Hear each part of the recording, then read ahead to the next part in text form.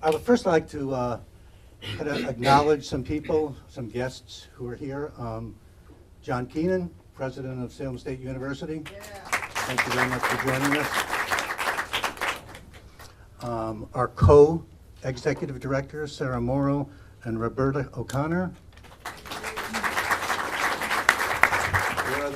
Thank you very much. Let's see who else is here. Oh, David Silva, provost at Salem State University. Great to see you here, David. Thank you. Hope to see you at more events, Dave. Thank you very much. A lot of thank yous here, a lot of thank yous. Who did I miss? Who did I miss? Paul Tucker. Paul Tucker. Where's Paul? Paul Tucker.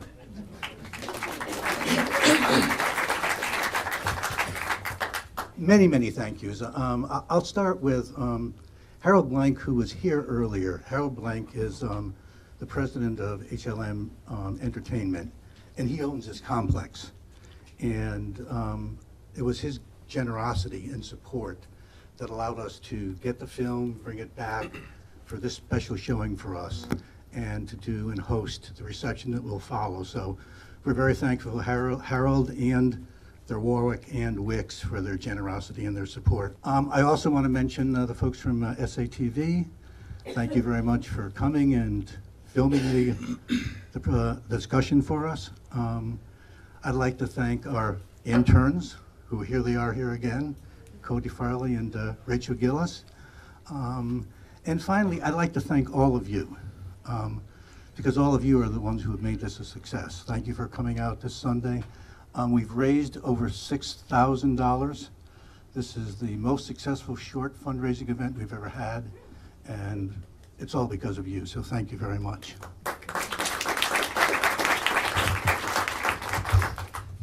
Now I'd like to introduce our guest speakers. Charlie Sennott is the founder and executive director of the Ground Truth Project.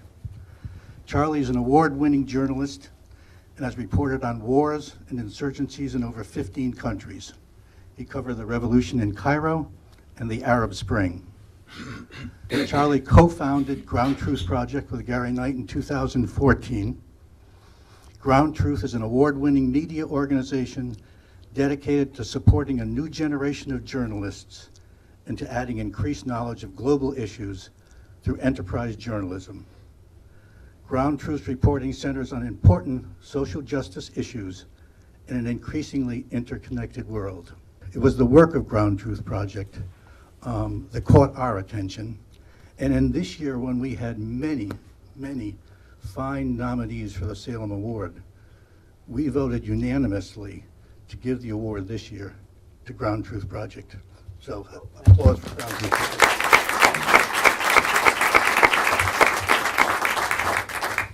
The other man needs no real introduction. Ben Bradlee Jr. is a man who spent his career at the Boston Globe, where he was a State House reporter, an investigative reporter, a national correspondent, and an editor. We probably know him best in his role as assistant managing director of the Globe Spotlight team that reported on the cover-up of sexual abuse of children by priests of the Archdiocese of Boston. The team and Charlie won the Pulitzer Prize for public service for that work. The Academy Award-winning film Spotlight showcased their investigative reporting. John Slattery played Ben, although I think you had a cameo role in that film, didn't you? Cameo, yeah. Ben Bradlee's also a well-known author. His book credits include Guts and Glory, The Rise and Fall of Oliver North, The Prophet of Blood, and The Ambush Murders. His most recent book is The Kid, The Immortal Life of Ted Williams. One reviewer noted that in his final at-bat, Ted Williams hit a home run, and Ben Bradlee has hit it out of the park with this comprehensive biography. Like everything else in the world, you can buy Ben's book on Amazon. We're looking forward to the discussion of the film and some of the challenges journalists face today. I'd like to kick things off this evening with a quote, and it's interesting that the quote came in 1974. The war in Vietnam, as you all know, ended in 1975. In 1974, Hannah Arendt, a German political theorist who wrote about totalitarianism, in an interview with the New York Times, said this: "The moment we no longer have a free press, anything can happen. What makes it possible for a totalitarian or any other dictatorship to rule is that people are not informed. If everybody always lies to you, the consequences is not that you believe the lies, but rather that nobody believes anything any longer." The Post, the film we just saw, chronicles the trail of lies that went on about the Vietnam War. In November of last year, the Washington Post, in an article and fact-finding, reported that President Trump had made 1,628 false or misleading statements in the 290 days he was in office. The administration has characterized all those lies and misstatements as fake news. Fake news. Well, what I want to ask Charlie and Ben to kick it off is, what are the lessons in the film that you can share from your perspective? And is it still possible to do objective reporting when everything is fake news? Ben, you take that one. I wanted to start off, I'm Charlie. I'll start off just as all good news organizations and reporters should, with a minor correction, actually a pretty major correction. Ben and the Spotlight team won the Pulitzer Prize. Don mentioned that I did as well, and that's not true. I was so proud to be at the paper. I was so proud to be part of the reporting and the coverage that came, but most of it was later. I think the reference to me in the film that's not stated but might be vague is when they say, "Where is everyone?" and they show Afghanistan on television and 9/11 has just happened. And that's where I was when Ben and the Spotlight team were working so hard to do the reporting that would lead to that enormous and devastating story that would win the Pulitzer Prize. So I just wanted to correct the record. Well, you're an honest man. But Charlie did play a pretty important role after Cardinal Law had to resign. Charlie followed him to Rome and snuck into first class, where the Cardinal, of course, was, and sat in the chair directly behind him, the seat, and tried to interview him all the way from Boston to Rome. And the Cardinal had a bodyguard who got between Charlie and the Cardinal, but that was intrepid work. So where were we?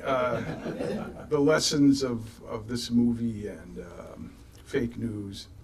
Well, you know, I think that this, Charlie and I were just talking before, at the end of this movie when they show the linotype machine and the trucks rolling, our hearts start going a little pitter-patter again. You know, maybe we're all of a certain age on that now, but and of course Spotlight, it was a little similar too. The trucks were rolling there and the press is rolling, and that doesn't happen anymore. I mean, it does, but no one, so many fewer people read the print product. Even I'm reading online, and I'm a Luddite, if there ever was one.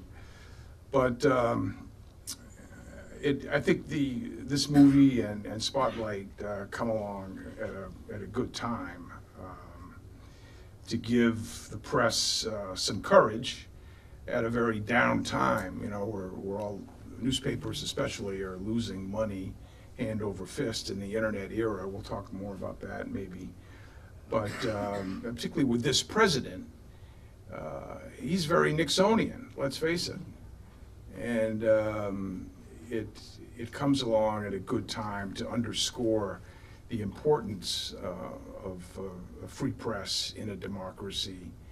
And I worry about that in the Trump era, where every day he flogs the press and fake news and this and that.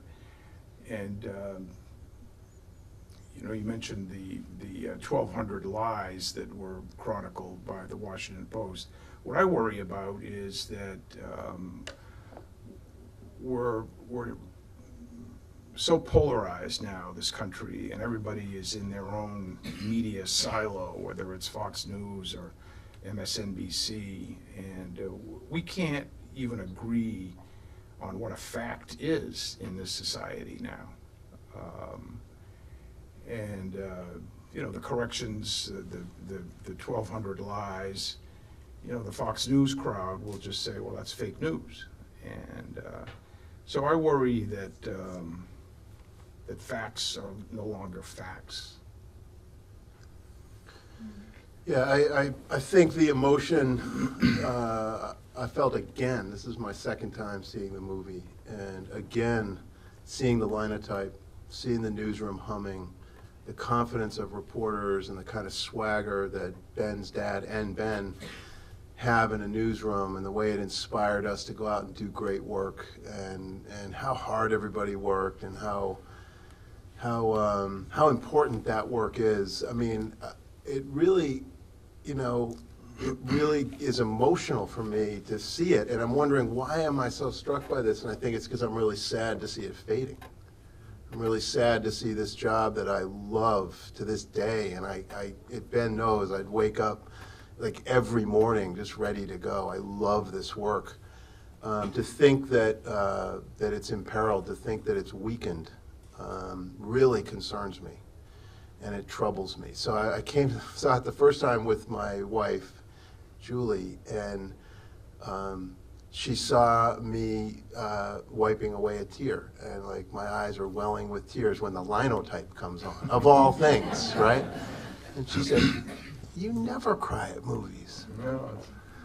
And I did in this one. Again, I'm over here embarrassed, like trying to kind of wipe it away, make sure nobody sees. I think it's that for those of us who've worked so hard in this field, we're in a moment where it's all suddenly really imperiled.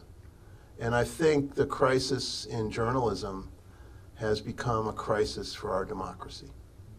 And I really believe that. And at the Ground Truth Project, you know, a big part of what I do is to try to work on confronting that fact and trying to help a new generation of journalists have the support they need, to have the editing and the resources, the money. That's really what it comes down to, the resources to go out and do really important work. So we did all this international work in our first permutation at Ground Truth. I went from the Boston Globe to founding something called Global Post. Great editorial team, not a great business plan.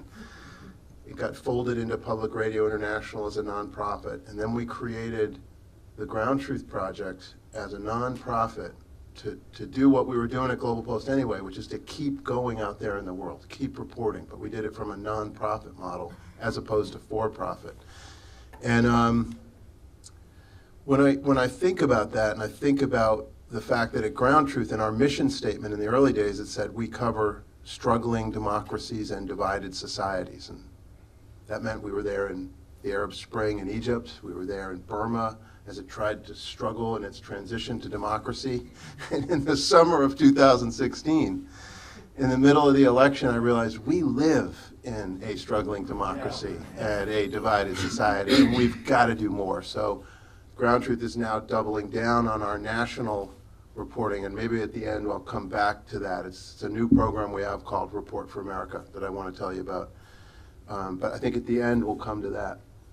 So I wanted to, the idea is we would have a dialogue here, so I thought Ben is my colleague, my friend, my boss, my former boss. I still think of him as my boss. I still think of him as someone who I really look up to in this business for his extraordinary history in it. But one of the things I love is that if I were to be asked to name the best newspaper movies of the modern era, and I'd say that would go from the late 1930s, the front page, to today, they are All the President's Men, Spotlight, and The Post. Okay, those are the three greats in my book. And what I love, and I love to observe, and I like to share with people, is that there is one name representing two people who are the consistent heroes of those three films. Or if not heroes, because that's a pretty big thing to throw on my friend Ben or his dad, definitely central players inspiring great work. And the name is Ben Bradlee, Senior and Junior. So it's really extraordinary opportunity to have some time to talk with Ben about that history. And I wanted to just dive into some questions and then get to your questions. So if you have questions, get ready with them, and we'll try to leave enough time at the end for some of those. One of the things that I was most interested in the movie, right off the bat, it's the New York Times that breaks the story, okay? And the New York Times got Neil Sheehan on it, pretty damn good reporter. And a lingering question that's fair to ask of our craft is, does the New York Times get enough credit for breaking the Pentagon Papers? Ben, what do you think? No, they don't. And this, as you may know, it's become, after this movie came out, it's become a sort of an inside baseball controversy. Friends I have at the New York Times are not happy about this movie. But think about it, and I'm sympathetic to that. They break the story, and the Post gets the movie? Come on. As somebody at the Times said to me, that would be like making a movie about Watergate around the New York Times rather than the Washington Post. So I think that's a little unfair. But this is Hollywood, and the way the producers justify it is that it's really a movie about Kay Graham's coming of age as a publisher. She took over the paper in 1963 under incredible circumstances, her husband having committed suicide, and she didn't really know much about the business. Right. Never thought she probably would ever go into it, and so it's her coming of age story, and I think it's her movie all the way. I think she did a fantastic job, and she's up for an Oscar. We'll see. But. Yeah, it's a powerful role. Although the president has informed us that she's merely a mediocre actress, so I don't know if I'm not sure she'll win. But one of the things that really struck me in the movie, and I'm presuming Josh Singer is a screenwriter who did, by the way, also did Spotlight, did The Post, so worked with Ben on that screenplay, and on this one it's a really interesting, his role in sort of underscoring some of the real courage and powerful impact and important public service work that journalism can do. But so I'm presuming that the tapes of Nixon are accurate. They're taken from the archive. I haven't checked it myself, but they are? They are. Okay. So there's one when the Times has the story, and they're going to go for the injunction, and you see Nixon in the Oval Office silhouetted, and that it's his real voice. And it says, the question is, should we prosecute the New York Times? And the quote is, hell, they're our enemies. We just ought to do it. Now, this idea that the press is the enemy is back again. Right. I mean, the President of the United States has called the media the enemy of the people. And Nixon went right at the jugular of the New York Times, went for the injunction. As one of the lawyers points out, it's never been done in the history of the Republic to try to stop publication. Or to succeed in stopping it, I should say. It had never been done. And I want to just get your sense of that, Ben. Like, how do we as journalists, how do we go forward doing our job, trying to be as fair as we can, making sure we get all sides, and still stand up to this sense that when you do that, you're somehow against others, you're against the government, you're against things. I never thought of myself that way, but we're back in this moment to have to clarify that. How do you feel about that? It's just part of our mission, as they call it, the fourth estate, you know. We're not part of government, but we're sort of, we have a critical checks and balances role in reporting hard on what the government is doing. And I think the role is inherently adversarial. But it doesn't have to get as adversarial as Trump has made it. I mean, this enemies of the American people thing is just, that really sticks in my craw. Yeah. That is so over the top. Yeah. And, How do we not take it personally? Like, well, when he says that, or I don't think it's- he made fun of my dear friend Serge Kovaleski, who's one of the most heroic newspaper guys who had a disability. You know, I've watched him say that journalists don't cover terrorism. Jim Foley, who was beheaded, worked for me at Global Post. I have friends who I've lost through the years, Marie Colvin and Tim Hetherington, and people who died covering terrorism, you know, and covering the wars that terrorism has played such a critical role in. I feel like I really have to work hard to check myself and not take it personally. So I'm asking you as my editor now, we'll go back in the day here, how do you stay true? How do you not let it get under your skin and just well, keep I doing don't the know, work? we're all humans, and I don't know that you can not take it personally, but you just got to double down. You know, the press right now, particularly the Times and the Post, are doing incredible work on the Russia story. Just, you know, one story after another. You know, it's sort of back to Watergate days, actually. Right. And, It's a real newspaper war. in yeah, a way. it's a great. good newspaper war, and it's great for the country, and I think they're rising to the occasion, big Yeah. time. Yep.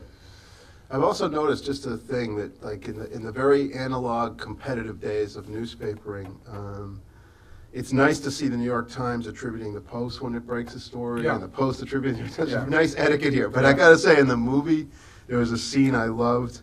It's your dad, actually. It's right after the injunction, the New York Times injunction, and Kay calls Ben Bradlee Sr. on the phone and says, you know, there's an injunction, so of course we can't publish either now, so it's just, there's no question.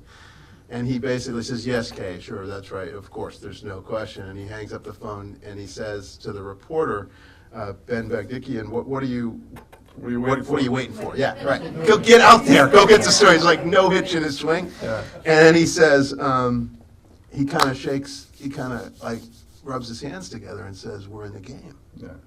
In that sense, I'm going to tell you now, because I know this for a fact, that is exactly how Ben thought as an editor, that competitive streak. This Ben Bradlee Jr. Always pushed us to be competitive, and I miss the competition. I really do. I think it made us better. And these days, it feels like that analog competition isn't there as much. Everything is so instant. You've pointed out there's pretty good tension going on between the Times and the Post again. Do you think journalism today has the same compression? Is it as good as it was? Is it better than it was? How do you see the quality of reporting today? I think it's awfully good.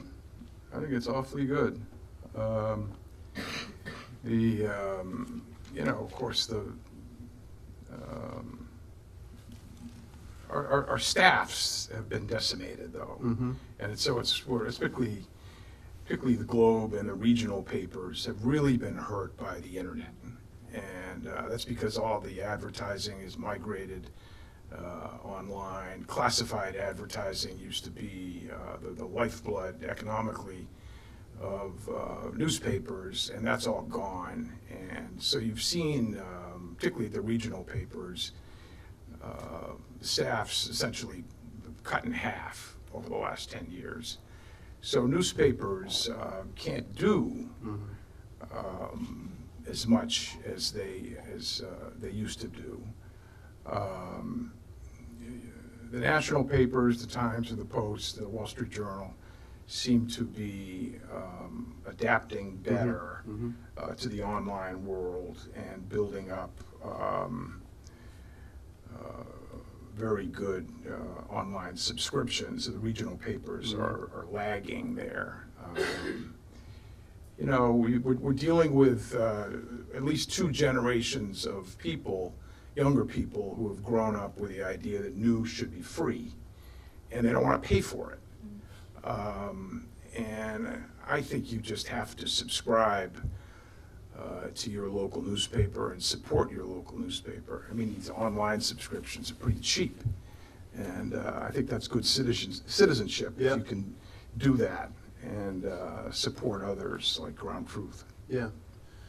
You know, I remember working in the Globe. We used to, when I first started there in '93, you'd walk by the classified section, and it was a hive of employment and activity and people taking the calls for the revenue that would come through the classifieds. Just in my tenure there, and I remember I go off to do overseas reporting for the Globe, so I'm only there like 3, maybe 4 years, and then I'm out the door. And every time I'd come home for the summer for a leave, I'd see like the staff gets smaller, the classified section has more shadows, the cubicles are empty. And this is something that's happened totally in my run and my tenure. And it's really disturbing. And in a way, the movie, one thing I love about The Post is it is about the business of journalism. This was in a way a movie that was chronicling the Post going public, establishing a value through shareholders, the concerns of the integrity of the press connected directly to the revenue that the corporation could make. And Kay's stewardship of that is right at the center of the film. And I think it's another reason that it's a tearjerker for those of us who love this, is the business of journalism. Yeah. Well, that's why her decision was so courageous. Exactly. And I thought, it's something to really reflect on with this movie, is the business of journalism it really needs new life. It needs new ideas. And, you know, the Globe very famously and very arrogantly had an opportunity to be part of Monster.com. The guy who founded Monster, which, how many of you know Monster? You remember what Monster is? So it started online classified ads, right? And he came very humbly as a graduate of the University of Massachusetts at Amherst and said, hey, I got an awesome idea. Let's work together on this. And the Globe said, are you joking? Get out of here. We put our hand out, we get money. We don't need you. Yeah. Fateful decision. I think it was right around '94. Jeff Newmark goes off to found Monster.com, and they literally ate the Globe's lunch on advertising in classifieds. And so we can't be arrogant now. That was an arrogance, I think, that led to hurting the business model. They should have embraced those kind of ideas.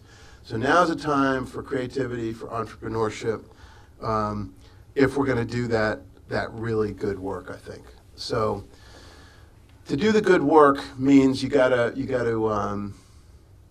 make tough choices, and you have to be really honest. And one of the hardest questions, I think, in this movie is Kay, well, it starts off that your dad puts it to Kay Graham that you're going soft on these guys, you know, like McNamara, who are your friends right here in your garden party, and you're going soft on them. And Kay, in a very polite, respectful way, flips it back on your father and says, did you go soft on Jack Kennedy? And what I think was interesting was that he kind of half-heartedly answers it. But through the film, you get the sense that he's reflecting on that. He comes back later in the film and says, yeah, it was a time when we had cigars and we covered for each other. That's a fair critique. But he says, but this is different now. This is the way they lied, meaning this administration, meaning Nixon. The way they lied, meaning McNamara, meaning everyone. Presumably it goes all the way back. Those days have to be over. I just wanted to ask you, Ben, like you're someone I know for a fact who I never saw ever pull a punch on anything. But your dad, that's been a critique that's shadowed him. Is it a fair one? Yeah, it is. I mean, it would be an untenable relationship today, obviously. For those who don't know the backstory, my father was living in Washington. He was editor of Washington bureau chief, I think, of Newsweek, and living in Georgetown. And who moves in 3 doors down but JFK as a senator of Massachusetts. And they got to be friends. And then he's running for president. And, you know, he hit the jackpot in terms of a source. I mean, it doesn't get any better than that. And I remember the reading about the frustrations of the guy from Time magazine watching Ben and JFK get off the plane together and eating his heart out. You know. That's a whole new meaning to access journalism. Access, yeah. So I think of course he had to have been tilting, Mm-hmm. and it wouldn't be allowed today. A different era. Right, right.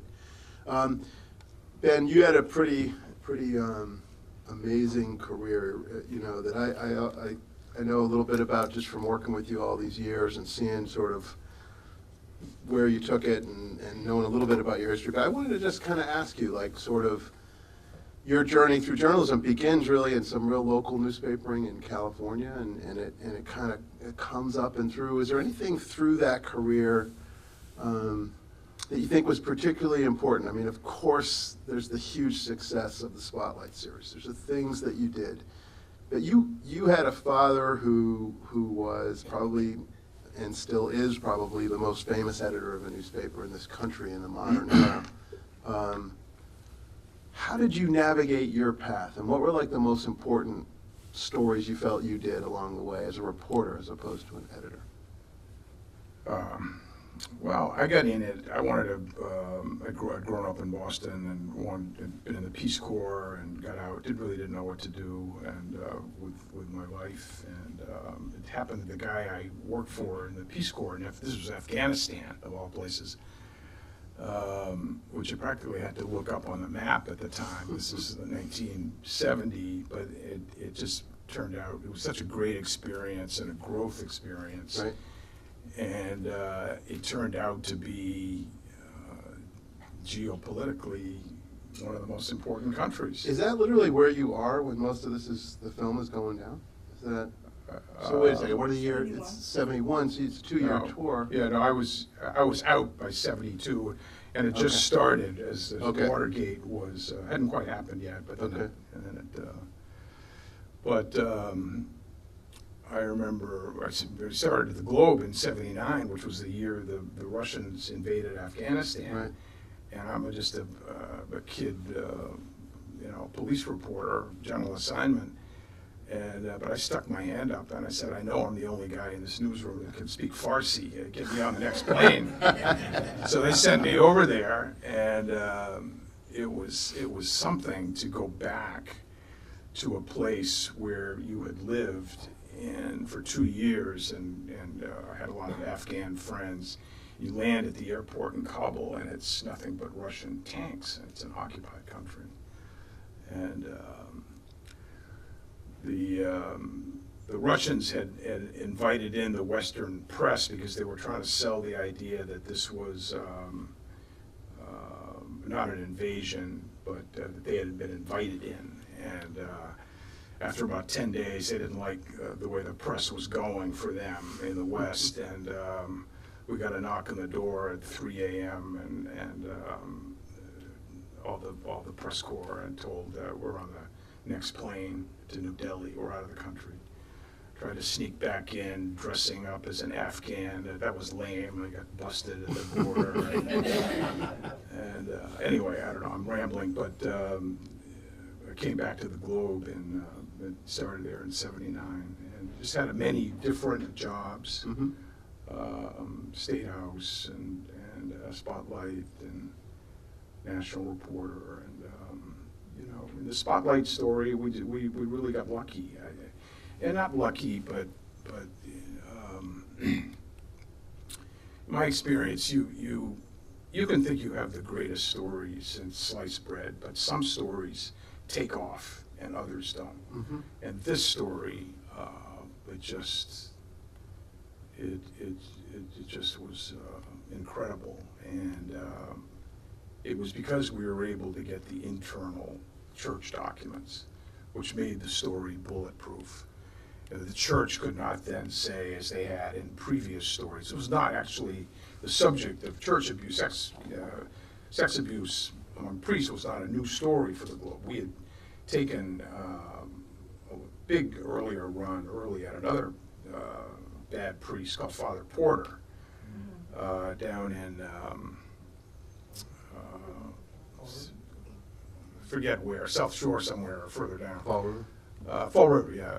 And, but we hit a wall on that story because we couldn't get the internal documents, and that's when Cardinal Law, alleged bias and brought in all the, Yankee Catholic stuff, which we can't get enough of in this state, right? We are And, still tribal in the end of the day. yeah. And he called down the wrath of God on the globe. Don't you love it?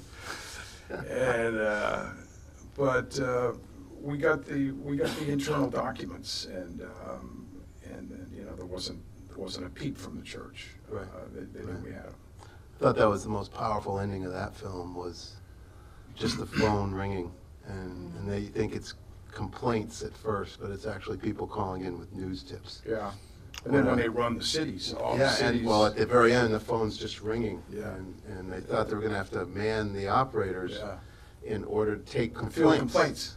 But actually, it was the opposite. They needed operators down in the spotlight team because they were fielding tips about more stories that needed to come out. Yeah. I thought that was a powerful, powerful ending. So I think, I want to get to questions, but I think it's interesting. I had never thought of this before, but our paths have this incredible weave, which is, I worked a lot on the pre-sex abuse story in the 80s and broke a story in New York about that, and sort of ended up, because I was Middle East bureau chief, I ended up being the guy that got sent to Afghanistan. And this sort of, the church in Afghanistan has loomed so large in both of our lives in terms of the reporting we've done. And for me, like Ben, being in Afghanistan is probably one of the bigger stories of my life. There, right after, immediately following 9/11, among the first reporters on the ground at a time when the Globe could invest in that. It was amazing. No foreign bureaus these days. It's really tough to see the Globe diminish its ambitions as far as covering the world, and to some extent the country. But to see it doubling and tripling down and staying with Spotlight and keeping the local reporting great, there's still great things being done at the Globe, and I really admire the paper. And like Ben said, you got to support it. You got to be part of it. If we're going to have a great news organization, it requires that kind of support. I think just a quick comment on that, I think one of the investigative reporting, particularly at the local level and regional level, is being threatened by all the cuts that there have been in staffing. And Do you know what the staff levels are, like, say, height of 94 or 5 to today? What is it? What's the we've number? lost over half of the reporters. And in that climate, a lot of editors are concluding that investigative reporting is a luxury that they can no longer afford because it's all hands on deck. There's so many fewer reporters. You need everybody just to put out tomorrow's paper. But I think that's short-sighted.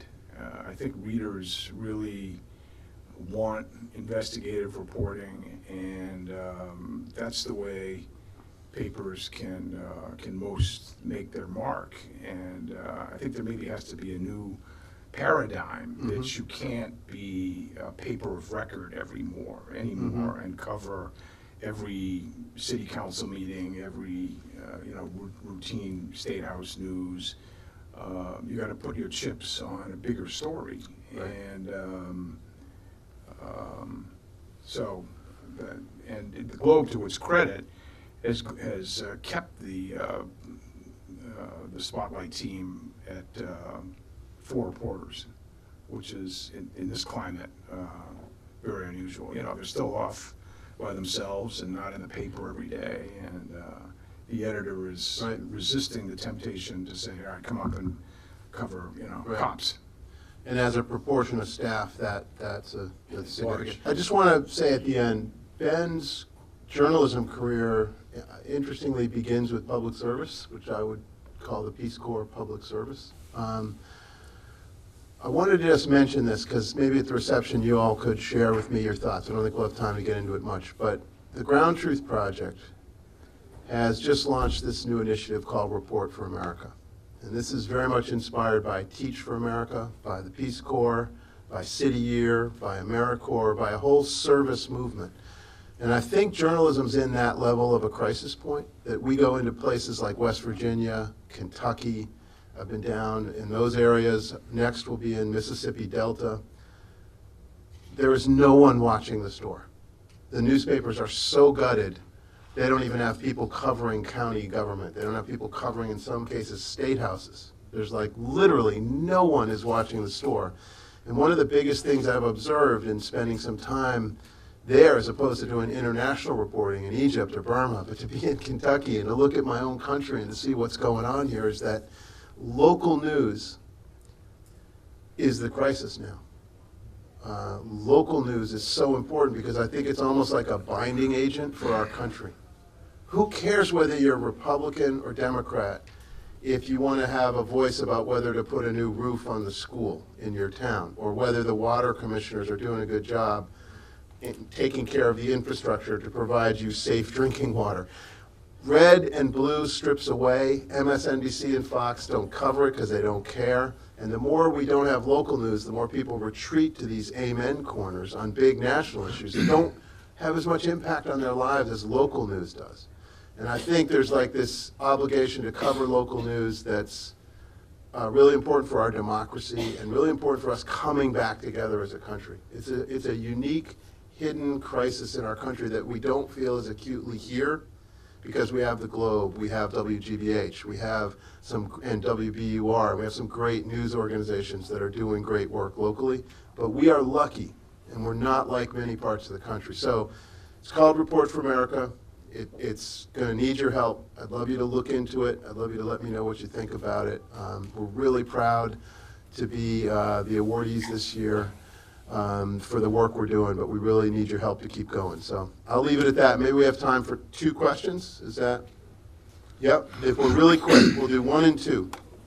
I have a question about, you were talking about that Kay Graham was taking the paper public, and I know that Taylor's blew it with Monster.com, and probably was a Jack Driscoll who sent you to it. Bless him. But what do you think about the fact that the large agglomeration of media owned by corporations rather than owned by people like the Chandlers and the Taylors and the Sulzbergers, owned by moguls, individuals, the Murdochs even, with vision?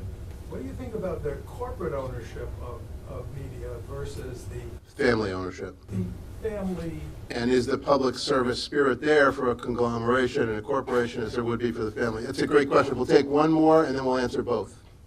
We'll answer them together if that's okay. Yep. Mine's a little different. What do you say to young journalists who now have to navigate a world where a fact is or isn't a fact, where if there are rules, they seem to be meant to be bent or broken, and where integrity is been put in such a vulnerable position? Great question. So maybe, Ben, you want to take the first one and I'll take the second. So corporate ownership versus family. Well, I think it's really economics that is driving corporate ownership.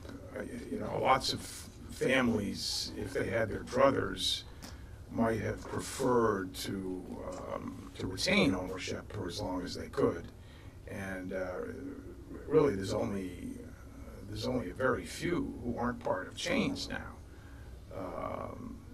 At the Times, really, and I guess the Post now that it's owned by Bezos. I guess the Globe, in a way, is the family. John Henry. Yeah, of course. Okay, John Henry. Yeah, all right. Stand corrected. But certainly the trend is corporate. Yeah, and, for sure. And I think the Globe. I think the Taylors were. We've got to go. Gentlemen, they have 60 people waiting outside. Okay. I will answer your question there about the next generation.